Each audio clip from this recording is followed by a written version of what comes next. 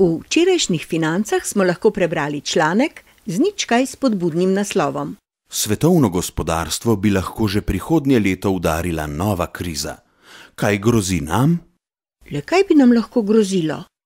Vse kaže, da bi to utegnil biti Miro Cerar. Ej, to pa to zmeraj nas uči, a pri tem tako kislo se drži. Če pa vesel in pogumen si, boš mladost živel daleč od skrbi.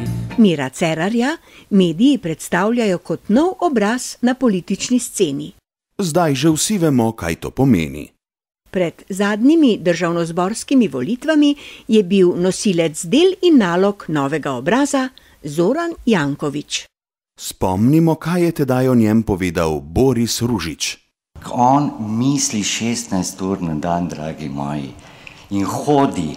On hodi in poriva stvar naprej. In kaj dela Janković zdaj?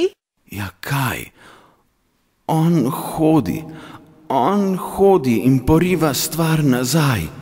Pri tem pa mu dela konkurenco hčerinska družba Alenke Bratušek. Ne smemo pa pozabiti, da je tudi Miro Cerar medtem treniral hojo. Ampak da je ključno to, ko je on začel vsak dan imeti vse 3 predavanja po terenu. On je hodil zadnjo leto praktično vsak dan na 3 predavanjih, na 3 koncih. Je skrivnost Cerarjevega uspeha izdal analitik Miro Kline. Potemtakem sploh ni čudno, da kaže Miru Cerarju precej bolje kot Janezu Janši, ki zadnje čase sploh nikamor ne hodi, če ga slučajno ne pripeljejo na kako obravnavo.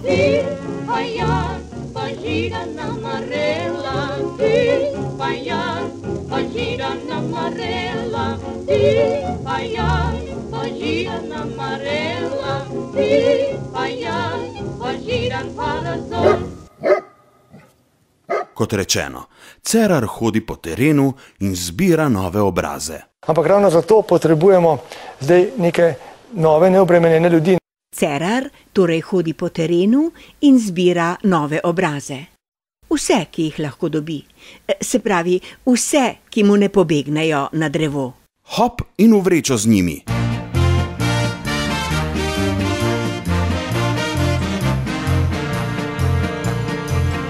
Koga vse je že uspel ujeti, Cerar raje ne izda. Le nekaj dni pred volitvami je dejal, da še ni čas, da bi predstavil svojo ekipo, ker se ji novi še pridružujejo. Torej ta hip ne bom našteval, ampak imamo take ljudi, pridobivamo vsak dan nove. Kdo so ti mački v žaklju, pa 5 dni pred volitvami še ni želel izdati? Poglejte, za to še ni čas, a ne?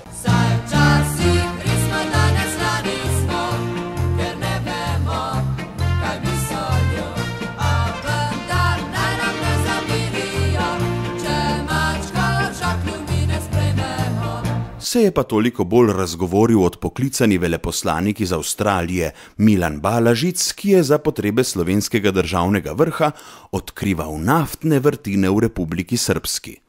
Vas zanima, kdo so bili naročniki? Danes sem natančno povedal, da je to bil predsednik republike, predsednica vlade, kolega Lukšič na svoji prejšnji funkciji in pa seveda zunanji minister. V tej kombinaciji, ki mi je ves čas potem tudi grozila, da ne smem izdajati, je danes seveda lahko pametovati in govoriti, da se nič ni dogajalo.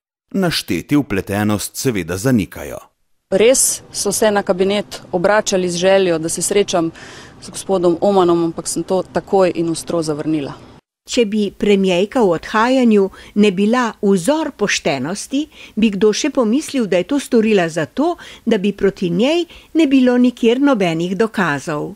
Kljub temu pa je Alenka Bratušek priznala, da je za vso zadevo izvedela od predsednika koalicijske SD Igorja Lukšiča. Njena trditev je Lukšiča naravnost osupnila.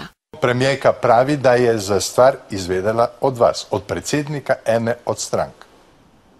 Trdi premierka. Če to trdi, potem... Ste vi pozabili? Ne, lejte, jaz vse, kar sem rekel enkrat na sestanku predsednikov, to se spomnim, da če uspe nek posel, potem se Sloveniji obetajo zelo dobri časi, ko bomo prišli do te velike naftne vrtine. Ja, kaj naj rečemo? A kaj naj rečemo ob takih prerokih? Ja, aleluja! Začeli smo z napovedjo, da bi svetovno gospodarstvo lahko že prihodnje leto udarila nova kriza. Nadaljevali smo z vprašanjem, kaj grozi nam.